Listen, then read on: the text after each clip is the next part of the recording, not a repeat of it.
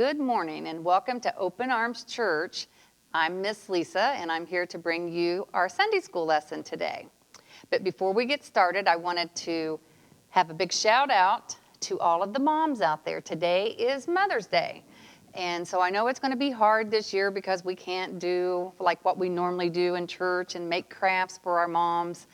But Miss Pam last week had a little bit of a craft that you could have done, and I'm sure there's something at your house that you can find that you can make, or maybe in the morning you could get up and surprise mom with breakfast or with cleaning your room, just giving her some quiet time alone.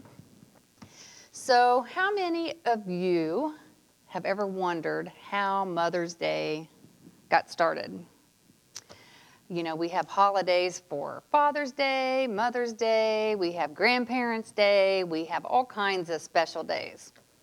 But we have a lot of special moms, and we want to honor them. And so there was a lady, her name was Anna Jarvis. This has been about 150 plus years ago. So this was a long, long time ago. This lady named Anna Jarvis, she decided that in her little town that she lived in, there was a need for people to have help. So there was moms maybe that were sick and they couldn't care for their kids, or maybe there were just things around in their community like they didn't have enough food to eat, or maybe they just needed someone to help them make clothes or to make food or put a garden out. I'm not really sure what all she did do, but she had a special time set aside every year, and it was kind of around Easter, around the time of Lent.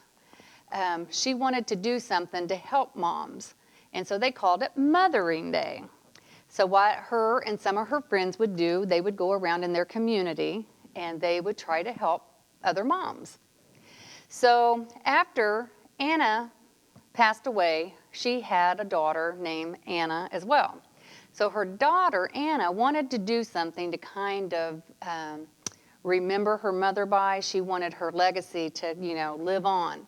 So she was probably around 1914. And that was a long, long time ago. And the president at that time was Woodrow Wilson. So old Woodrow Wilson passed a law after many years of the daughter, Anna, trying to get something passed to have a special day every year called Mother's Day, set aside to honor moms and to kind of honor what her mother had done. She wanted to do something that would be honoring and that people would remember her mom by. So they got Mother's Day passed, okay? And so Woodrow Wilson, when he signed this bill to make it a national holiday, of course, now you know that it is a big, big holiday.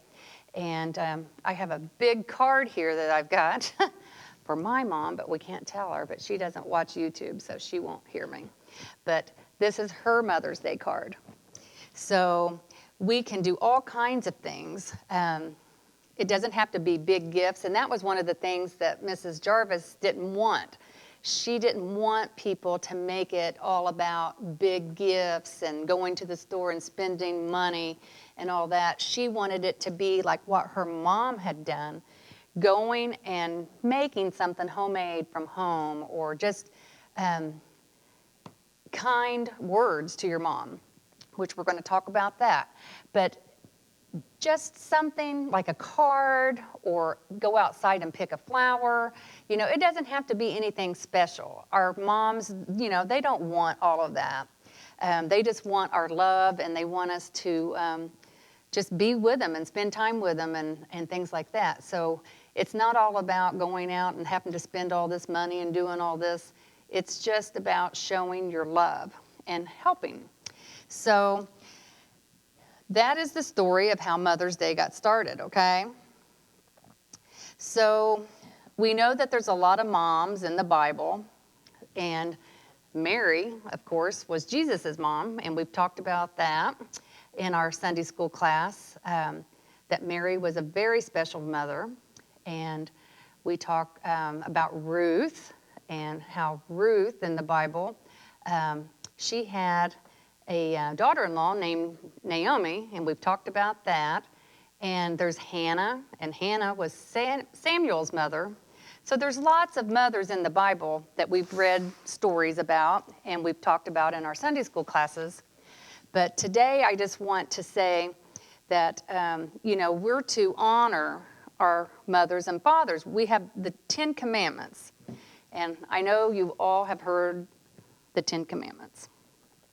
And one of the 10 Commandments is law that Jesus wants us to live by, okay? So he gave this to Moses, and Moses put it into action. And so we are to take the 10 Commandments really serious. So maybe when we get back into our regular routine, we can go over the 10 Commandments again and make a lesson out of that. But one of the commandments is to honor our mothers and fathers. And so not just on Mother's Day, but every day we should be thankful. And if you don't have a mother, you might have a grandmother or an aunt or a special person in your life that has done lots of things for you and that you care about. And you need to treat those people with respect, and you need to treat them with kindness and love. And because those are the things that Jesus wants us to do in our daily walk every day, and it's hard. I'm not going to say that it's not hard when mom says, oh, I need you to go clean your room. And you're like, oh, I don't want to do that right now. Well, you should. And maybe it's not right then, but, you need to do it because we need to be respectful. They might ask us to take out the trash or unload the dishwasher or, feed the dog or take the dog out for a walk. There's lots of things that, moms are busy and so are dads. And this really helps. And even with all of this time at home alone, I'm sure everybody's probably kind of getting to where it's getting a little stressful at times. But just go to your room, take some time out, relax. And but the most important thing is that sometimes when we do things or say things that might be hurtful to our moms, we need to make sure that we tell them that we're sorry and that we love them. And that goes both ways. Moms, sometimes we're not perfect and we don't do everything right. And whenever we do something or say something that we shouldn't, we should come to you, as a child and say, hey, mom messed up, I'm sorry. And so, because we need to respect you and we need to do what Jesus would do.